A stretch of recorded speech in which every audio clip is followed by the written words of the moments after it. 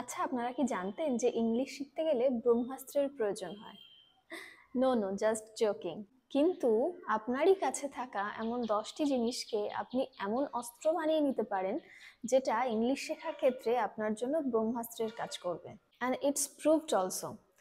তো আজকে আমরা এমন 10টি জিনিসের কথা বলবো যেটা আপনার কাছেই আছে, কিন্তু আপনি হয়তো জানেন না যে সেই জিনিসগুলোকে কি করে ব্যবহার করলে সেটা আপনার ইংলিশ শেখার জন্য কাজে লাগবে, ব্রহ্মাস্ত্রের মতো কাজ করবে।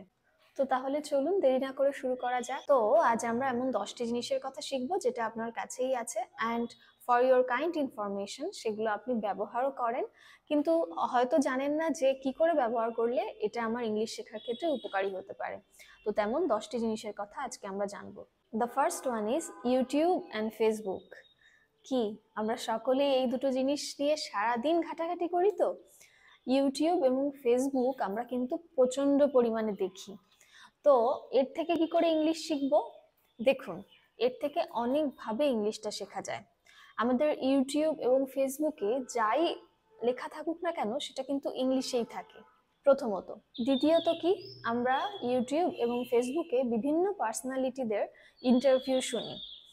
সেটা কোনো হিরো হিরোইন হতে পারে, কোনো মোটিভেশনাল স্পিকার হতে পারে, বা এমন কেউ যাকে আপনি পছন্দ করেন, আপনার ভালো লাগে, তার কথা শুনতে আপনার ভালো লাগে, সেরকম পার্সোনালিটিদের কিন্তু ইন্টারভিউ আমরা শুনি।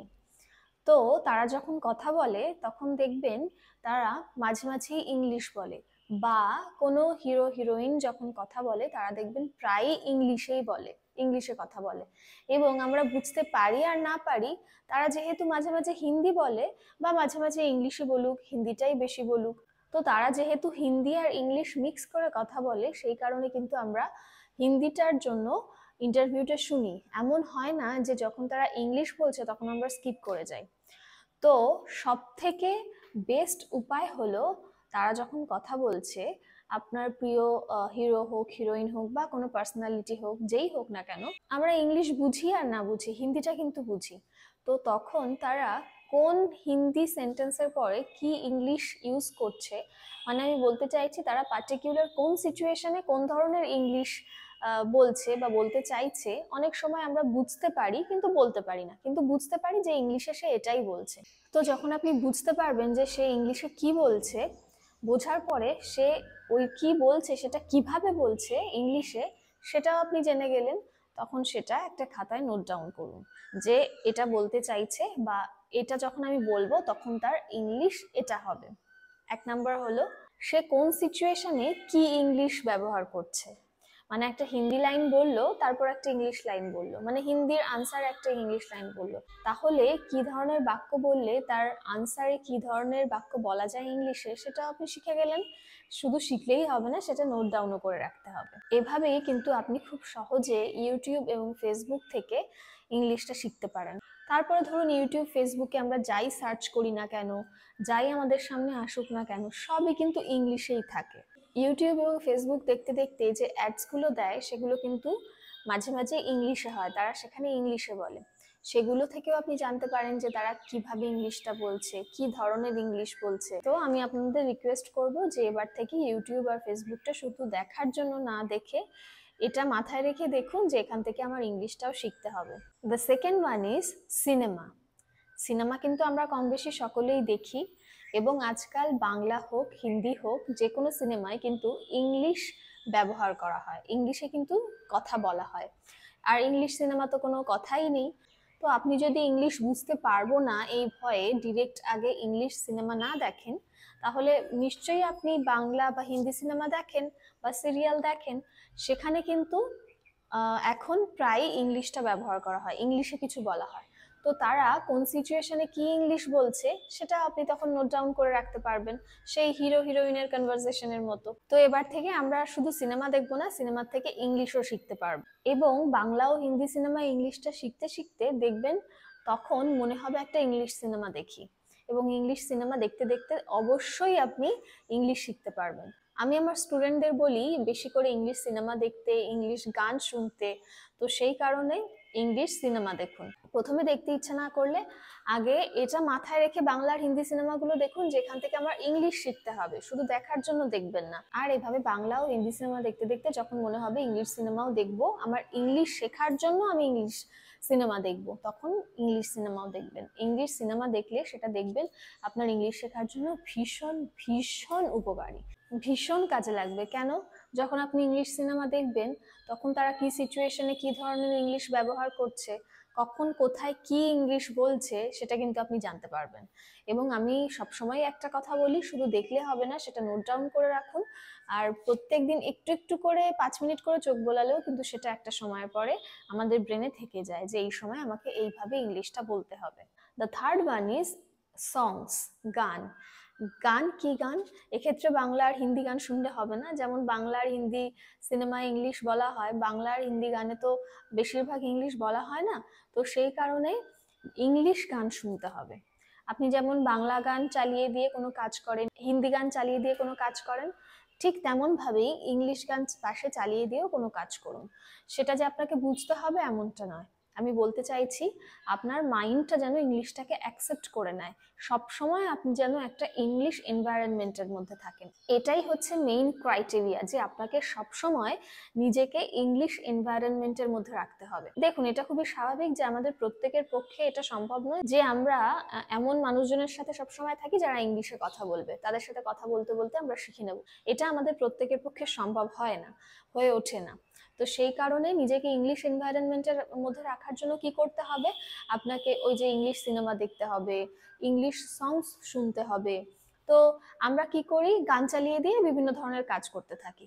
তো সেই সময় আপনি যদি ইংলিশ গান চালিয়ে দিয়ে কোনো কাজ করেন এবং ইংলিশ গানটা আপনি কন্টিনিউ শুনতে থাকেন, দিনে যদি আপনি 5টাও ইংলিশ গান শুনতে থাকেন এবং প্রত্যেক দিন যদি শোনেন, তাহলে কিন্তু মাইন্ডটা আপনার ওটাই অ্যাকসেপ্ট করে নেবে যে হ্যাঁ, আমাকে ইংলিশ শিখতে হবে, বা আমি ইংলিশ এনভায়রনমেন্টের মধ্যে থাকছি, যেটা সব থেকে বেশি ইম্পর্টেন্ট।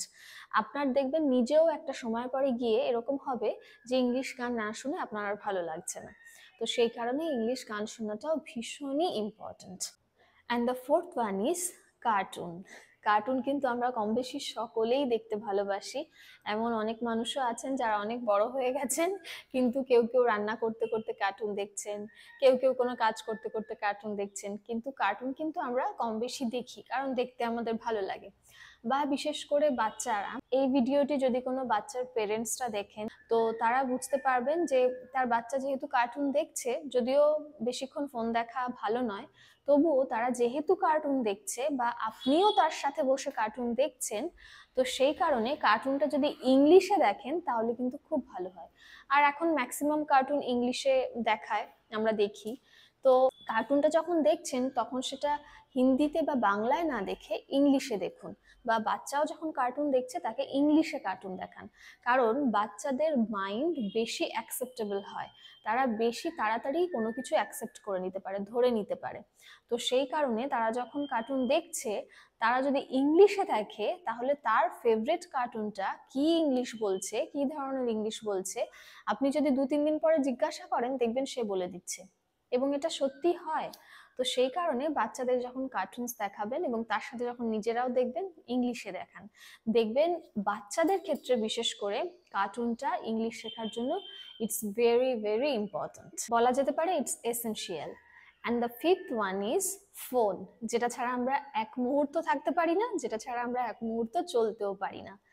তো আপনার ফোনে যা আছে, আপনি ভেবে বলুন তো, আপনি যা করেন ফোনে সবই তো ইংলিশে।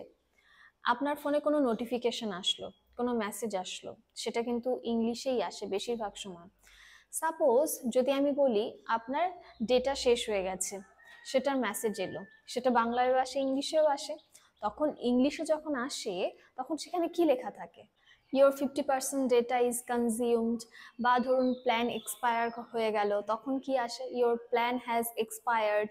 এরকম কিন্তু ইংলিশে মেসেজ আসে, এবং সেগুলো দেখে কিন্তু আমরা বুঝতে পেরে যাই এটা এভাবে কি আপনি কখনো ভেবে দেখেছেন যে আমি যদি ইংলিশ সত্যিই না জানি, না বুঝি, তাহলে আমি ওটা দেখে বুঝতে পেরে যাই কি করে যে আমার এতটা ডেটা শেষ হয়েছে বা আমার প্ল্যান এক্সপায়ার হয়ে গেছে? এগুলো আমরা বুঝি কি করে? বা আরো বিভিন্ন ধরনের মেসেজ আসে যেগুলো ইংলিশে আসে, আর বিভিন্ন ধরনের নোটিফিকেশন আসে। আমরা ইউটিউব, ফেসবুক, বিভিন্ন অ্যাপস ব্যবহার করে থাকি, আরো বিভিন্ন অ্যাপস ব্যবহার করি যেগুলো নোটিফিকেশন কিন্তু ইংলিশেই আসে। তাহলে সেগুলো দেখে বুঝি কি করে যে এই নোটিফিকেশনে পার্টিকুলারলি কি বলা হয়েছে?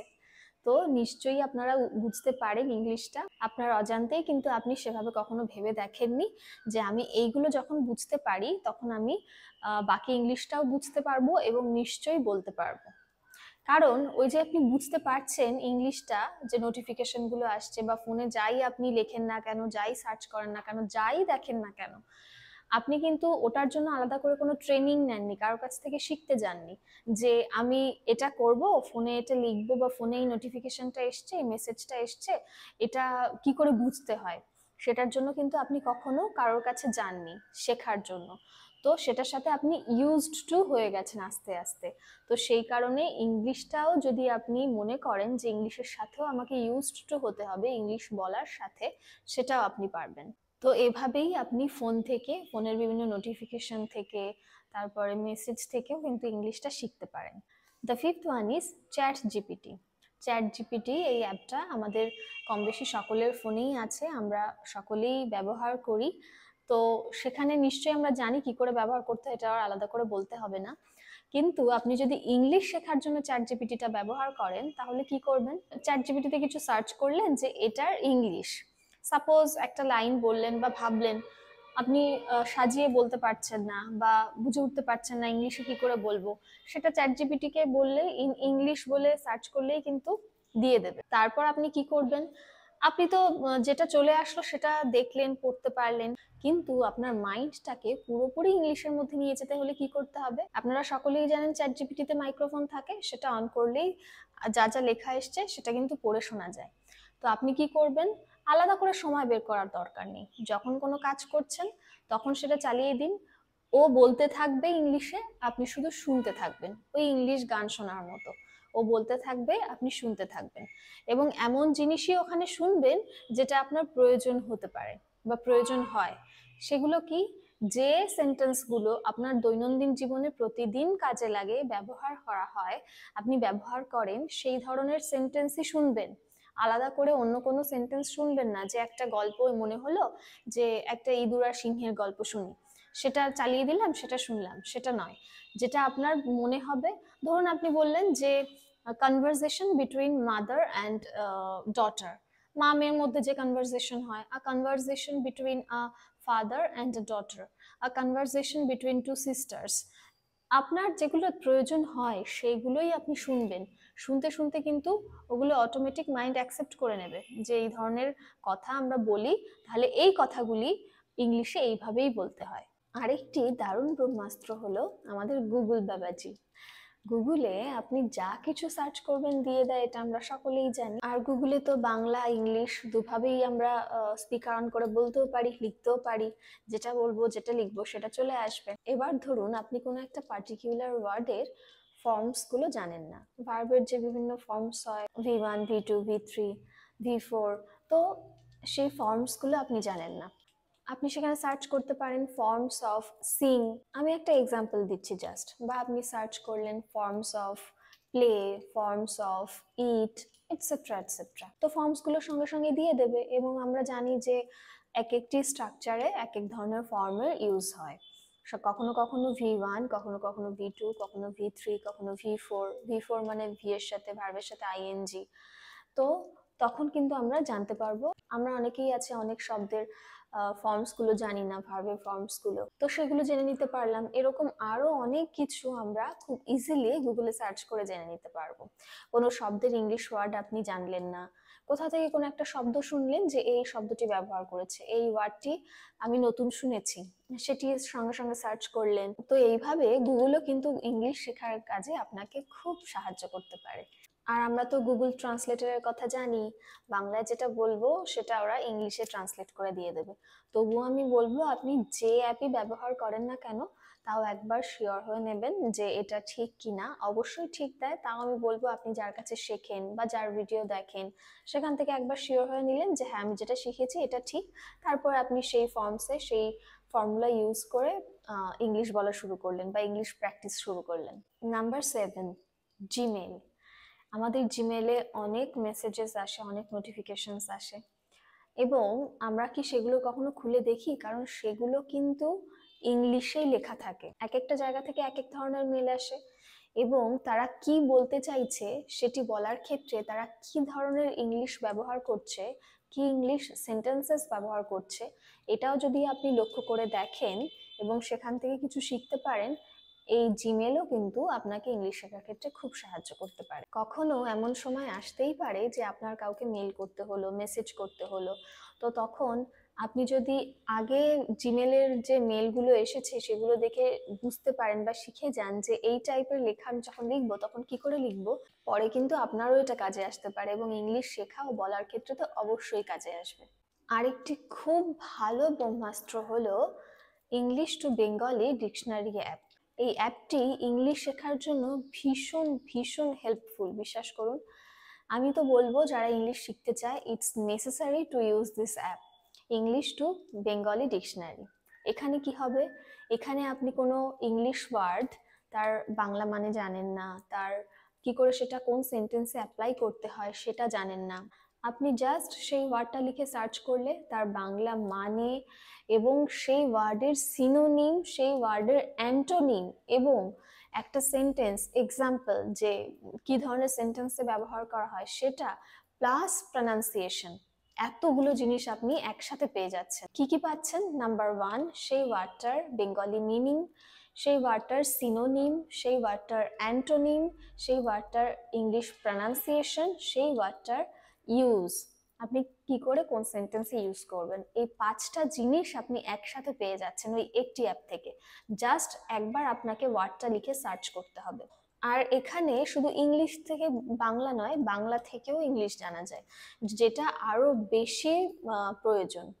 কারণ এমন কোনো বাংলা শব্দ যেটার ইংলিশ আপনি জানেন না, এরকম হতেই পারে এবং হয় যে এই শব্দটা আমরা প্রায় বলে থাকি কিন্তু ইংলিশে এটা কি করে বলবো, এর ইংলিশ ওয়ার্ডটা তো আমি জানি না। তখন আপনি কি করবেন, ওই অ্যাপে গিয়ে বাংলাটা লিখবেন, দেখবেন তার ইংলিশ ওয়ার্ড এবং তার সাথে সাথে যা বললাম সবকিছু, অ্যান্টোনিম, সিনোনিম, প্রনাউন্সিয়েশন সবকিছু সেখানে দিয়ে দেবে। এটা আরো বেশি সুবিধা, কারণ বাংলা আমরা প্রায় বলি, অনেক বাংলা ওয়ার্ডের ইংলিশ জানি না। কোনো বাচ্চার গার্ডিয়ান যদি এই ভিডিওটি দেখেন বা কোনো বাচ্চারা যদি দেখো, তাদের উদ্দেশ্যে আমি বলবো, বাচ্চারা কিন্তু স্টোরি বুকস পড়তে খুব ভালোবাসে, বিভিন্ন ফেয়ারি টেলস, বিভিন্ন ধরনের স্টোরি বুকস, এবং তাদের বিভিন্ন স্টোরি বুকস পাওয়াও যায়, এটা অ্যাভেলেবেল বিভিন্ন স্কুলে, লাইব্রেরিতে, দোকানে।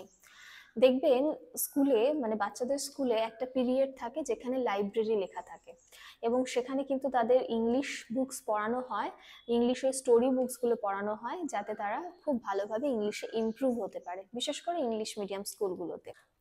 তো ইংলিশ স্টোরি বুকস কিন্তু বাচ্চাদের ইংলিশ ইমপ্রুভমেন্টের জন্য খুবই প্রয়োজনীয়, এবং সেটা বড়রাও পড়তে পারে, আমিও পড়েছি। আমি কেন বলছি বাচ্চাদের স্টোরি বুকস পড়ার জন্য, কারণ সেখানে কোনো টাফ ওয়ার্ডের ইউজ করা থাকে না, এমন কিছু কঠিন বাক্য লেখা থাকে না যাতে বাচ্চাদের বুঝতে অসুবিধা হয়। বাচ্চারা যেহেতু সবে সবে ইংলিশটা শিখছে, সেহেতু সেখানে খুব সিম্পল করেই লেখা হয় এবং খুব কমন ওয়ার্ডস ইউজ হয়, এমন কিছু টাফ ওয়ার্ডস সেখানে ইউজ হয় না। তো সেই ক্ষেত্রে আপনারা যারা নতুন নতুন ইংলিশ শিখছেন বা কোনো বাচ্চারা যদি ইংলিশ শিখতে চায় বা আপনারা বাচ্চাদের ইংলিশ শেখাতে চান, বিভিন্ন ধরনের ইংলিশ স্টোরি বুকস কিনে নিয়ে আসুন, সেগুলো বাচ্চাদের দিয়ে পড়ান এবং আপনারাও পড়ুন। দেখবেন খেলার ছলে আমরা যেটা শিখি সেটা আমাদের মনে থাকে এবং আমাদের শিখতে ইচ্ছা করে, এটা হচ্ছে সব থেকে বড় ব্যাপার, শিখতে ইচ্ছা করে। তো খেলার ছলে, মজার ছলে আপনি একটা স্টোরি পড়ছেন, সেটা পড়ে আপনার ইন্টারেস্টিং লাগলো, আপনার কি মনে হবে আমি স্টোরিটা শেষ করি, বা বাচ্চাটার কি মনে হবে আমাকে স্টোরিটা শেষ করতেই হবে, এরপরে কি আছে, এরপরে কি আছে। তো সেই জন্য কিন্তু সে ইংলিশটা পুরো পড়বে, মানে স্টোরিটা পুরো পড়বে, পড়তে পড়তে কোথায় কিসের ব্যবহার হচ্ছে, যেমন হ্যাবের ব্যবহার, হ্যাজের ব্যবহার, কোথায় কিভাবে ব্যবহার করা হচ্ছে, একটা সেন্টেন্স কি করে লেখা হচ্ছে, কি করে স্ট্রাকচার ওয়াইজ সাজানো আছে, সমস্ত কিছুই কিন্তু সেখানে পেয়ে যাবেন। এবং সেখান থেকে যেগুলো শিখতে পারবেন, যে ছোট ছোট জিনিসগুলো শিখতে পারবেন, সেগুলো খাতায় নোট ডাউন করবেন, করে সেগুলো পরে গুগলে সার্চ করে, যদি আপনার ডাউট থাকে যে এটা সম্পর্কে আমি আরো বেশি কিছু জানবো, তখন গুগলে সার্চ করলেন, করে সেটা আবার নোট ডাউন করলেন। যেমন ধরুন একটা ওয়ার্ড, সেখানে পড়তে পড়তেও আপনি একটা ওয়ার্ড পেতে পারেন, এবং সেই ওয়ার্ডটার বাংলা মানে আপনি জানেন না, সেটা তখন গিয়ে ওই ইংলিশ ডিকশনারিতে সার্চ করতে পারেন। এভাবে কিন্তু খুব তাড়াতাড়ি আপনি ইংলিশ শিখতে পারবেন। এবং ওই যে সার্চ করলেন, বাংলা মানেটা পেয়ে গেলেন, সেটা দিয়ে আপনি দুটো তিনটে করে মেক সেন্টেন্স করুন। তখন আপনি কি ভাববেন যে না, আমিও তৈরি করতে পারছি, মানে বাক্য তৈরি করতে পারছি। তখন আপনার একটা কনফিডেন্স অটোমেটিক্যালি গ্রো হবে। The next one is your surroundings, আপনার চারপাশ। আপনার চারপাশে আপনাকে খুব ভালো করে নোটিস করতে হবে। চারপাশ বলতে আপনি যাদের সাথে মিশছেন, যেখানে যাচ্ছেন, সেটা আপনার স্কুল, আপনার কর্মক্ষেত্র, আপনার পরিবার, ট্রেনে, বাসে, যেখানে হোক। কারণ এই সমস্ত ক্ষেত্রে, এই সমস্ত জায়গায় যে ধরনের কথা হয়, সেগুলোই কিন্তু আমাদের প্রতিদিনকার ব্যবহৃত বাক্য। আমরা কিন্তু সেই ধরনের বাক্যই প্রতিদিন বলি, সেই ধরনের বাক্যের মধ্যেই আমরা থাকি। তো সেই কারণে আপনাকে লক্ষ্য করতে হবে যে আমি আজকে মায়ের সাথে হঠাৎ একটা কথা বললাম, ইমা এই ওয়ার্ডটার ইংলিশ তো আমি জানি না, তখন সেটা সার্চ করলেন, করে পেয়ে গেলেন। বা আপনার কর্মক্ষেত্রে আপনার কলিগকে আপনি একটা নতুন ওয়ার্ড, ইংলিশ ওয়ার্ড ইউজ করতে শুনলেন, সেটা আপনি কোনোদিনও শোনেননি বা ইউজও করেননি, তখন সেটা তার সঙ্গে সঙ্গে ইংলিশ ডিকশনারিতে সার্চ করে নিলেন, কারণ ফোন তো আমাদের সাথেই থাকে সব সময়। বা তখন সম্ভব না হলে পরে সার্চ করে নিলেন, সেটা তখনই কোথাও একটা নোট ডাউন করে রাখলেন। তো মেইন ব্যাপারটা হলো আপনাকে ওই ইংলিশ ডিকশনারিতে গিয়ে সার্চ করতে হবে, তারপরে তার ইউজেস গুলো জানতে হবে, তার সিনোনিম, অ্যান্টোনিম সমস্ত কিছু জেনে, তার প্রনাউন্সিয়েশন, সেটা কি করে উচ্চারণ করতে হয় সেটাও জেনে আপনি নিজে মেক সেন্টেন্স করুন।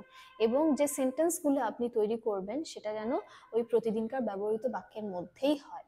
And the last one but not the least is, মানে সব থেকে বড় ব্রহ্মাস্ত্র যেটা, সেটা হলো আপনি নিজে।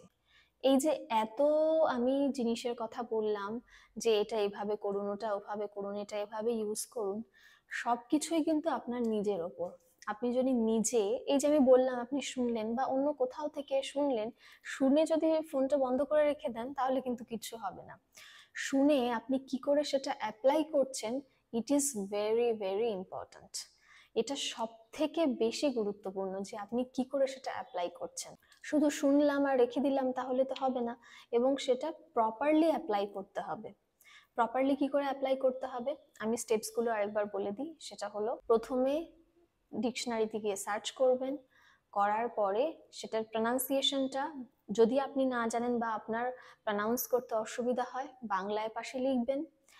প্রনাউন্সিয়েশন আপনার জানা হয়ে গেল, তারপরে সেটার মানেটা লিখলেন, মানেটাও জানা হয়ে গেল।